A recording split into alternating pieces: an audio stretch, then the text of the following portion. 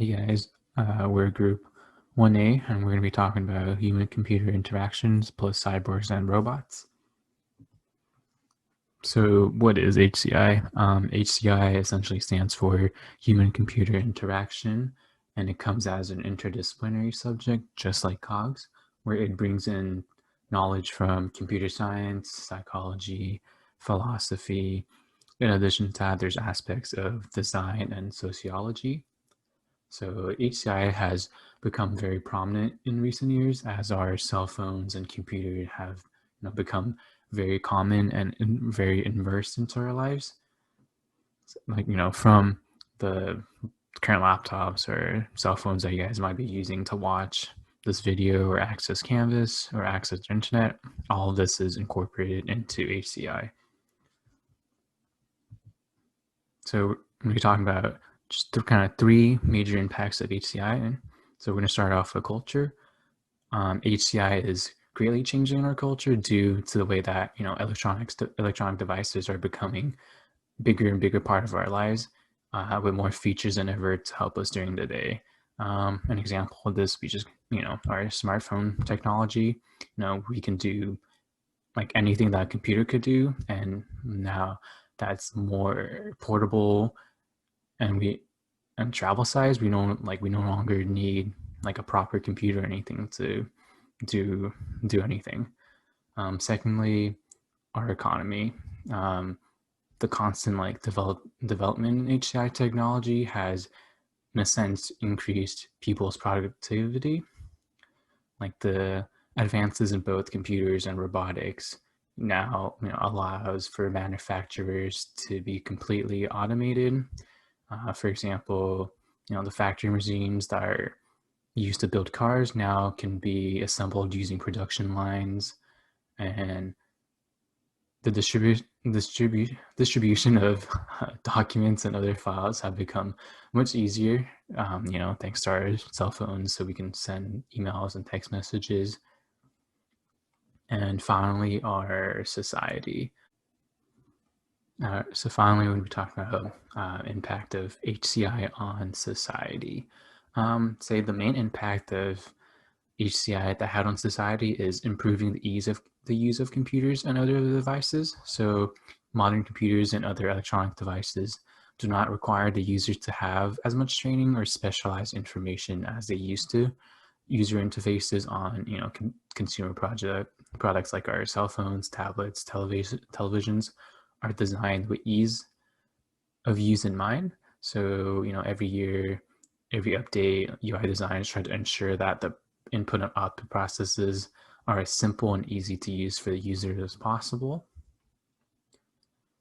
We're talking about some ongoing research that uses these applications. So first off, desktopography.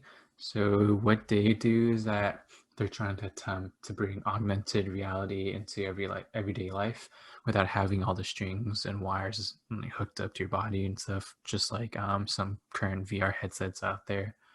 What it does is that they use a small projector, a depth sensor, and a computer to project images onto surfaces. So these projections can move around freely, stay out of the way of objects that are currently placed on your desk or anything. So from like the image below, you can see that it has like a multitude of different applications it can do. So for example, like a couple of basic interaction would be snapping and evading. So snapping is that if there's like a book on the table and we display or project like this calendar or calculator if we wanted to, and we were to snap it onto the book, if we move that book, the projection will follow it along. And what evading is kind of, it's if we have like a mug or cup that we're trying to place on our table and we perhaps place it on these projections, if we place it down, that projection will try to do its best to move out of the way. Secondly, we were talking about the FLIR military robots. So what FLIR does is that they're a company that manufactures like very high-end cameras, such as these like infrared or thermal imaging cameras. So recently, they've been working with the U.S. military and other organizations in applying their cameras to unmanned vehicles. So they have they've been testing out like a multitude of different uses. So first off, in um, public safety. Public safety from bomb techs to SWAT operators, they use these robots to protect lives and property as they respond to daily threats. So maybe they could use these robots to go in and detect where the bombs are and stuff. Secondly, so some for energy and industry. So these robots can be sent in to perform inspections, investigations, surveys, where everything can be manipulated remotely via the robot, and operators essentially have like a significantly reduced risk and personal exposures to hazardous environments. And just in general, these robots kind of are tested in training to be used in the military in a sense to protect like thousands of lives while aiding personnel that are in these difficult missions. So yeah, hopefully you guys have like a little better understanding of what HI is, and in the sense like it's a very broad topic. But yeah, thank you. Hi everyone, I will be presenting about paper 1. Our workspace often has a number of objects on it, from mouse, keyboard, to calculator or notebooks. And these objects, they rarely conform to a set grid, and instead they change, they dynamically move, appear, or disappear throughout the day, depending on our usage. With the introduction of technology such as the digital desk that we can see on the right, one problem it encounters is that it often presumes that the desk is empty and there are no objects, which clearly isn't the case in everyday life. So with the paper, they aim to address the problem of supporting responsive cohabitation between the virtual interfaces and physical objects on everyday surfaces. And this research is conducted by Robert Sell, Scott Husson, and Chris Harrison from the Carnegie Mellon University. So the purpose of the paper is one, they aim to evaluate and design interactive behaviors for the digital system, which facilitate this cohabitation, of which they also attempt to build a proof of concept demonstrating its feasibility and practicality. Its relation to HCI is that HCI being the interdisciplinary study of interactions between people and technology, this study studies one subset of HCI of the interaction with touch projection technology in a work desk setting. And the paper introduces innovative ways of facilitating new types of interactions between this less familiar technology of touch interaction and people in everyday setting. So the methodologies that the paper uses, that first they begin with the general interview, then they proceed with the think aloud with paper prototype, which I will talk further about. So for both studies, they recruited 10 participants, 3 being female with the mean age of 31 for a 1-hour study. And they started with the general interview, just inquiring about the participants' current setup and interactions of the participants and their work desk objects. They continue with the paper prototype where they gave users paper prototypes of 4 common applications: the calendar, map, music player, and number keyboard, and asked them to imagine as if they were fully interactive. So the participants placed and interacted with the paper prototypes with a series of hypothetical situations, such as what should happen to the application if you put your phone down here, or pack your laptop in your bag, etc. And participants are able to move, animate, fold, or otherwise manipulate the paper interfaces while explaining verbally their reasonings. That's what they call thinking aloud. And the comments were recorded for later analysis and affinity diagramming. So the results are that they classified the participants' comments into 3 functional areas. The first being the application lifecycle, and the feature of summoning, which is opening an app, is suggested by participants where they suggest a number of interactions, such as special gestures like double tapping on desk, or persistent button like a start button, or spoken commands, and also using conventional device such as dragging interface off computer desktop.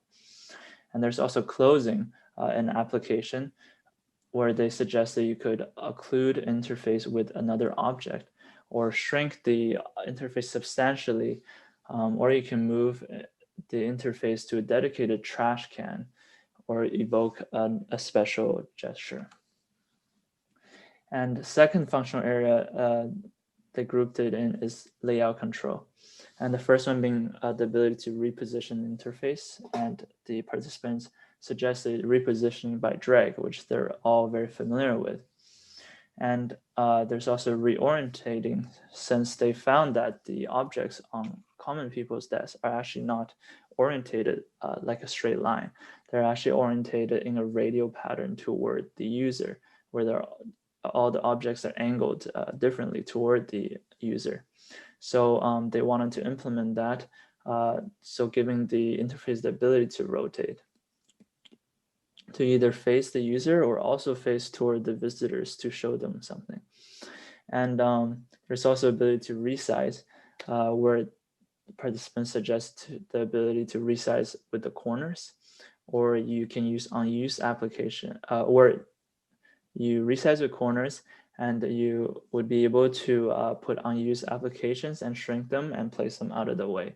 And then when you actually need them, you would be able to retrieve and expand them on demand. The third functional area that the participants talked about was cohibition behaviors.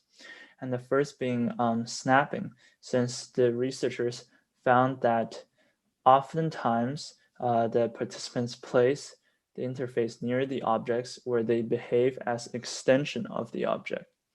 For example, placing the calculator beside the laptop. So they wanted to have the feature where the interface would be able to snap to the object. And then there's also following, where interface should be able to follow the objects, and also detach as you pull the interface away. And there's also the problem of evading. When you actually put another object over the interface, what should it do? And most participants suggested that they should pop up elsewhere, where some others also suggested things like shrinking or adjusting the content based on the objects. And there's also collapsing, where they expect the interface to shrink or disappear when the desk space is not available. So to further the research, they develop a proof of concept. So this is the hardware side, where they used a depth camera and also a pocket projection as the hardware, which is actually quite compact and feasible. So these are the interfaces they designed in their working prototype. So on the top panel, we can see the function of summoning. They decided to design with 4 fingers double tap, where you can just do that anywhere on the desk and you'll be able to summon the app. In the middle, we can see the resizing function. You can resize it to an icon, or even further resizing it so that it disappears. And at the end, we can see the repositioning using 3 fingers, and also the last image is snapping the interface onto the object. And here at the top, we see the following feature, where you can follow the object as you move it, and you can also detach it as well. And the last panel, we can see the feature of evading. When you place an object on top of the interface, it will be able to just reposition itself somewhere else. So let's talk about the effectiveness of the study. The plus is that, one, they use paper prototype, which I think is a very effective low-cost method to gain insights into the participants' interactions. And they also use think aloud method, which is a great way to not just observe what the participants are doing, but also get into their head and understand the reasoning behind their actions. And thirdly, they develop a proof of concept, which is really good in furthering their research to demonstrate these studies' feasibility and practicality in the real world. Some of the minuses of the study is that first, they have a low number of participants, which could have an effect in the study's generability of the larger population. And there's also potential third variables such as gender, which they don't really have an even distribution of, or things like profession, where different like profession participants could have very different opinions on these interactions. And there's also a lack of deeper insights into participants' reasoning behind the suggested interactions, because they say a lot of interactions that participants suggested, but not really provide a lot of reasoning behind why these participants suggested these interactions. So for the commercialization of the interface, there's actually already technologies like these that are out in the world, such as the two that are on the slides here. And the problem, however, is that, as I talked about, they're not adapted very easily into everyday life, because our desks have a lot of objects, and we also use other devices such as laptop or tablet, and it does not integrate very well with those. And that's where the paper comes in, where it demonstrates these interactions that can help facilitate this cohabitation, and that can further this technology's practicality in the real world, and be able and give the ability to really commercialize the technology where it can be adapted by a larger audience.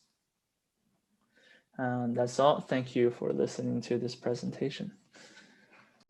Hi, so I will be presenting the second paper that our group looked at under the field of human-computer interaction. So as previously described by Hong, human-computer interaction is a wide-ranging field regarding the research and design of the methods of interactions between humans and computer systems. One of such way is through gestures. Gestures refer to a category of nonverbal communication in which noticeable body actions transfer specific messages.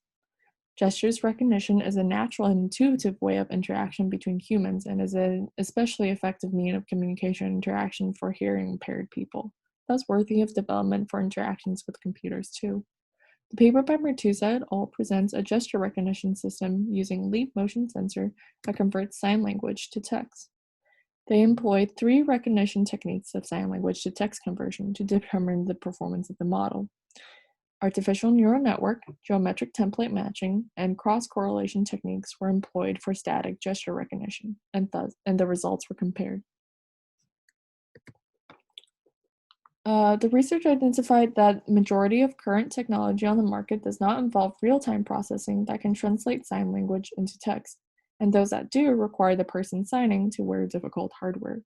Thus, the researchers were set on establishing a model of sign language to text conversion by using leap motion sensor that is more user-friendly. The more specific purpose of the experiment conducted by the researchers is to identify static gestures of numbers 1 to 10 in American Sign Language. The experiment used a leap motion sensor, which is a mini, portable, and economical universal serial bus drive device used for tracing and recording 3D gestures of the hand, fingers, and motion gesture. They also used a leap trainer, which is an HTML-based application used to categorize all types of gestural cues, including 2 groups, the dynamic gestures and static poses. The gestures for 1 to 10 numerals in American Sign Language were used to evaluate or estimate the correctness using the 3 sign languages to text conversion techniques. Each static hand gesture was recognized using artificial neural network, geometric template matching, and cross-correlation. Each gesture was tested 3 times and a mean value is obtained. Overall accumulative average against each technique is also assessed. Geometric template matching gives the highest accuracy of almost 91.06% accuracy. However, artificial neural networks and cross-correlation accomplish 86.64 and 70.79 of precision respectively as well. To evaluate the effectiveness of the study, one of the most obvious limitation that becomes apparent is that as the researchers themselves identified prior to the experiment, they said that sign languages involve complex and composite gestures. However, the study only looked at a total of 10 discrete, isolated, static hand gestures. The researchers could only weakly offer that such can ultimately lead to an identification of words and sentences. However, I would argue that just 10 gestures, 10 static gestures, is really far from an entire language system. While within the context of the study, geometric template matching might have demonstrated the most accuracy, it is difficult to say that this would hold true when the data is expended to include the complex, composite, and dynamic gestures of sign language. Secondly, they have an extremely small data set of just 3 trials of 10 gestures. This is incredibly simplistic scope compared to the complex system that is the American Sign Language. A system might have performed well in interpreting these 10 individual gestures. It is unclear how this would generalize to the entire language system. Furthermore, sign language, just like any other natural languages, is not simply about character recognition, which is essentially what the paper explores. Understanding and translating sign language requires the system to be able to recognize unique sentence structures, breaking the sentences, tagging the parts of speech, generating dependency graphs, building the appropriate vocabulary, linking the different components of the vocabulary, setting the context, and extracting semantic meanings, and etc. All the issues that other natural language processing runs into, you converting sign languages to text would face the same issues. However, that was not at all covered within the research. Lastly, the experiment also has very low environmental validity, as it describes the context of the usage of this technology that they're developing in the real world. It is difficult to imagine the degree which it will actually be able to be applied, because obviously the numbers 1 to 10 is hardly representative of an entire language. Furthermore, people may sign more casually or faster than what the system is used to. This can become a hindrance, as if communications between the hearing and the hearing impaired do become reliant on such systems, such text conversion systems. It would require the hearing impaired to slow down communication for the machine itself. And many nuances that expresses tone and other affective aspects of language can also be lost through the use of such system. So it comes with a lot of secondary impacts that is not explored or touched upon by the researchers of this study. Lastly, let us talk about how we can commercialize and apply the findings of this study into the real world. So as the researchers said themselves, there are very few products offered in the marketplace that can ease the task for deaf people, the deaf community, to communicate and interact better with hearing people. The majority of current technology does not involve real-time processing that can translate sign language into text immediately. For example, gesture-to-text converter, which is an app, only allows transformation of words and sentences into video graphics of sign language on your smartphones. Then sign language recognition, which is a Australian study that developed something quite similar, employs artificial neural network systems, but uses a glove and 2 sensors on each hand wrist. And that involves like a lot of technical manipulation of the hardware that is attached to their hands in order to complete the translation.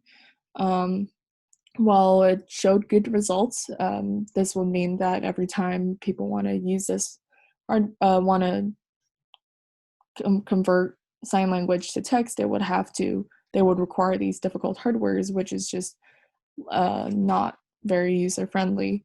The researchers wanted such research that involves the LEAP sensor monitors will make it a lot more user friendly when applied to the real world. And also, so if this is developed completely to become completely usable. It can be implemented and serve as robotics that can help assist people with disabilities and performing their daily life tasks, making their lives easier. There is a considerable market for this, as over 416 million there are over 460 million deaf people in the world, and because it is very difficult for people hard of hearing to understand the normal written language system, 80% are either illiterate or semi-illiterate. And also to add onto this fact, 90%, 95% of deaf children are born into hearing family. So that means even within very close communities, close family relationships, close human relationships, this type of difficulty in communication may appear, and a technology that addresses these communication issues can be really beneficial for these families and these people and within beyond their family lives in the real world. So if development that if software can be developed to fully understand American Sign Language or any sign language, as a matter of fact, paired where the user only needs to purchase a leap motion sensor, then that would greatly enhance their quality of life. And that will be how this study could be commercialized and applied to the real world. So this is the fourth video for HCI for Group 1A. The company that we are focusing on is Tobii. I'm just going to go over the table of contents. First, we're going to talk about what the company does, the company overview, and then we'll go through the BMC, and then there will be a summary. First of all, Tobii is an eye tracking technology firm whose solutions include hardware analytics software, as well as training and research services. It has 3 divisions that are each focused on different consumer segments, such as those with disabilities, researchers, and the general public. Each major division has its own value proposition, and they provide different solutions for different customer segments. So the first major division is Tobii Dynavox. And this section allows those with disabilities to interact with the computational world through inherent intuitive eye movements. So those who have decreased mobility or communication issues are able to use speech generating devices or use a computer through their gaze. The problem Tobii Pro solves is described the most clearly by this quote by David Ogilvy. The trouble with market research is that people don't think how they feel, they don't say what they think, and they don't necessarily do what they say. Using eye tracking, those conducting research, no matter in academia or in market research, will be able to provide information that is more reflective of actual human behavior. Tobii Tech provides hardware and software solutions to the products of partners who would like to integrate eye tracking technology into existing products, such as computers and VR headsets. In computers, this includes software that detects well-being and productivity or user recognition, which may be more convenient for the user. In VR, this is foveated rendering, which is something the human eye naturally does, bringing into focus what we are looking directly at and blurring our peripherals. It's also personalized VR in terms of optimizing the software to the user's comfort. For customer segments, Tobii's major divisions are mostly representative of their customer segments. Their first major customer segment is made up of those with communication or mobility challenges, as mentioned before, those living with cerebral palsy, ALS, or spinal cord injuries. Their second major customer segment are the researchers or businesses who are conducting research into human behavior. For example, Tobii's technology can help with identification of how or what the consumer actually looks at when interacting with a product catalog. Their other customer segments are the gaming companies, the healthcare industry, or just firms who would like to integrate eye tracking technology for a more intuitive way of interacting with computers. This includes adding eye trackers in virtual reality headsets, or adding those eye trackers to computers for esports training, such as analyzing where a player is looking to check for opponents in a first-person shooter game.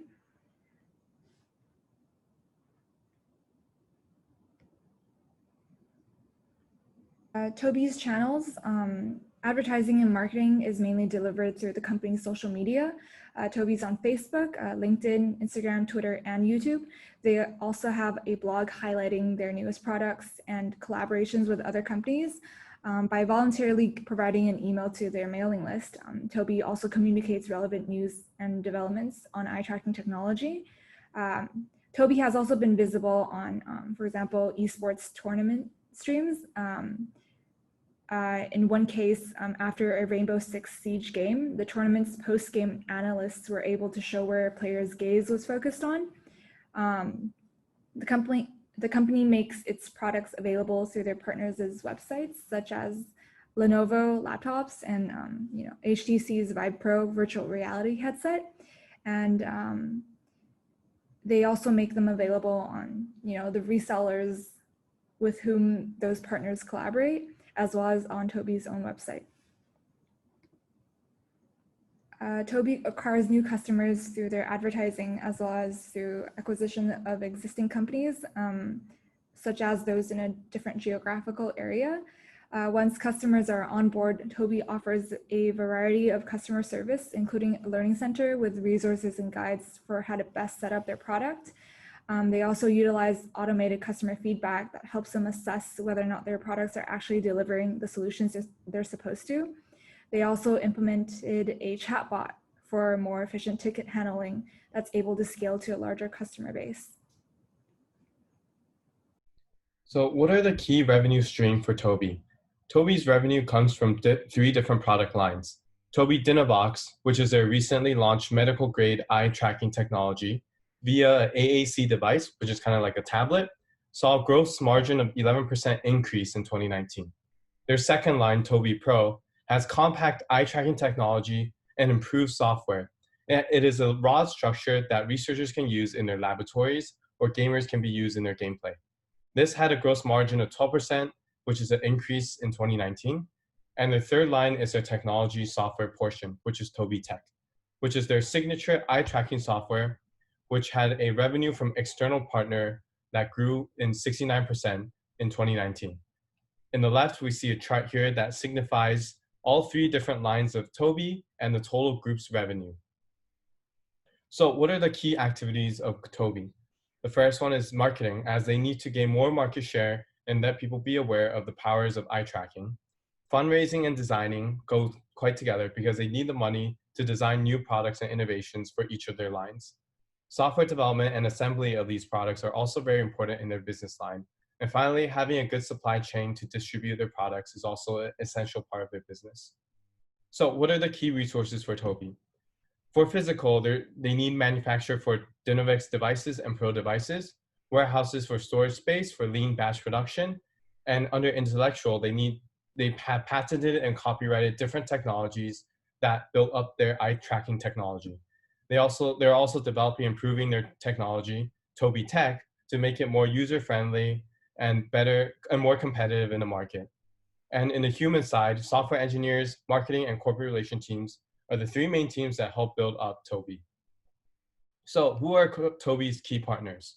For Toby Dynavox, hospitals, clinics, and health insurance companies use their tablet to help different patients suffering from different eye problems by tracking their eye movements. Toby Pro can be applied for schools and libraries, as they can be used by researchers to find better results in the different studies that they conduct. And for Toby Tech, they have actually been partnering with different technology companies, such as VR and gaming companies, HTC, Dell, and Pico, which have been using their eye tracking technology in different games that can be used in. And also optometrists can use their different technology to find better results for eye patients. So what are some of the cost structures for Tobii? First is mergers and acquisitions. They're looking for smaller companies to acquire so that they can continue to build their business. Research and development. On the hardware side, the Tobii Dynavox line and the Tobii Pro line needs further development. Software developers for the Tobii Tech line. A good logistics and supply chain management, marketing, and a good corporate relationship to partner with new firms to sell their new technology. So Tobii, the mission for Tobii is to enhance the possibility of human interaction with the computer through different eye movements. Thank you for listening. Let me know if you guys have any questions. In summary, Tobii is an eye tracking firm that has successfully delivered its solutions to its customers through the right channels. We believe that Tobii has not missed any major customer segments. They have been working hard to capture various customer segments over the years, and they have expanded quite a lot over the years as well.